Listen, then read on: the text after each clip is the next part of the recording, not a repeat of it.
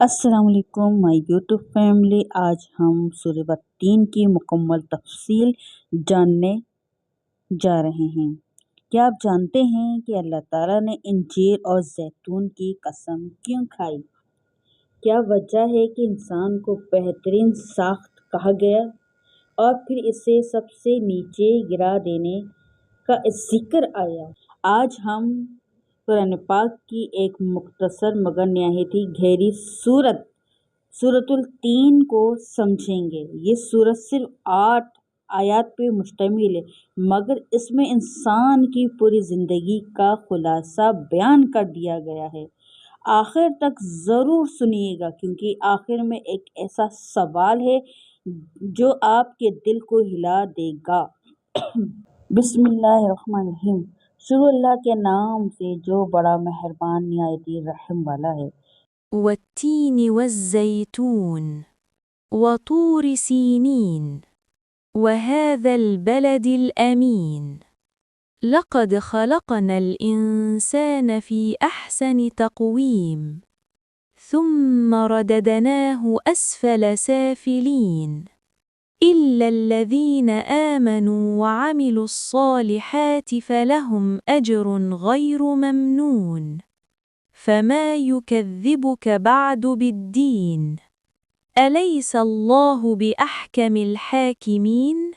قسم ہے انجیر کی اور زیتون کی اور طور سینا کی اور اس امن والے شہر کی، یقیناً ہم نے انسان کو بہترین ساخت میں پیدا کیا ہے، پھر ہم نے اسے سب سے نیچے گرا دیا سوائے ان لوگوں کے جو ایمان لائے اور نیک عمل کرتے رہے، ان کے لیے کبھی ختم نہ ہونے والا اجر ہے۔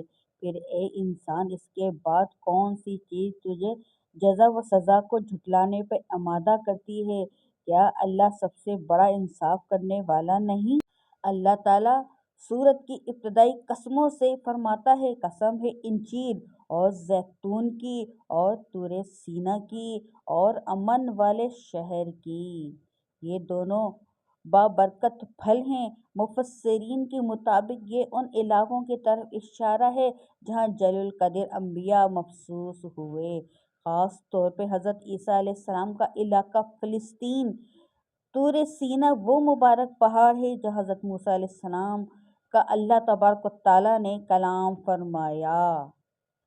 بلاد الامین، امن والا شہر یعنی شہر مکہ مکرمہ، جہاں نبی کریم صلی اللہ تعالیٰ علیہ وآلہ وسلم تشریف لائے اور قرآن نازل ہوا۔ گویا اللہ تعالیٰ نے 3 عظیم انبیاء کی مقامات کی قسم کھا کر ایک اہم حقیقت بیان فرما رہے ہیں۔ ہم نے انسان کو بہترین ساخت میں پیدا کیا۔ انسان خوبصورت جسمانی ساخت رکھتا ہے، عقل و شعور رکھتا ہے، اچھائی اور برائی میں فرق کر سکتا ہے، زمین پہ خلافت کے لیے منتخب کیا گیا ہے۔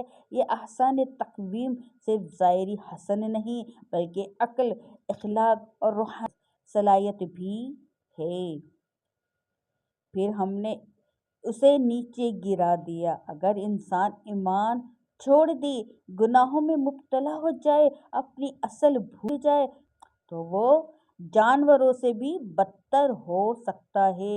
یہ گراوٹ 2 طرح کی ہو سکتی ہے، دنیا میں اخلاقی پستی اور آخرت میں جہنم کا عذاب۔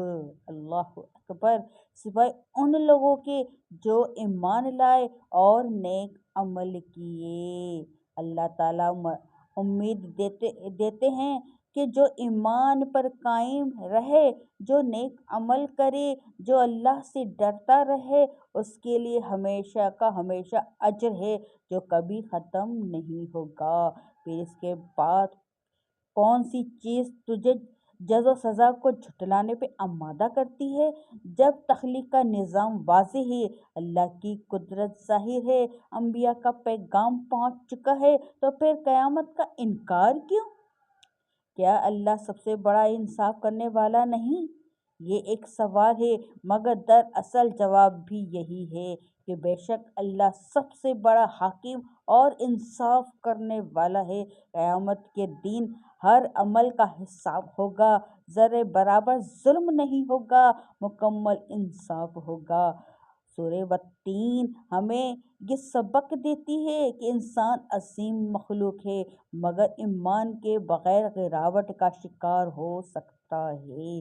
کامیابی صرف ایمان اور نیک اعمال میں ہے۔ قیامت کے دن یقینی ہے اللہ تعالیٰ سب سے بڑا انصاف کرنے والا ہے۔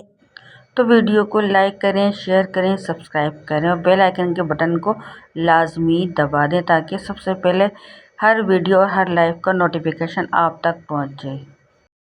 اللہ پاک ہمیں قرآن سمجھنے اور اس پہ عمل کرنے کی توفیق عطا فرمائے۔ آمین آمین آمین۔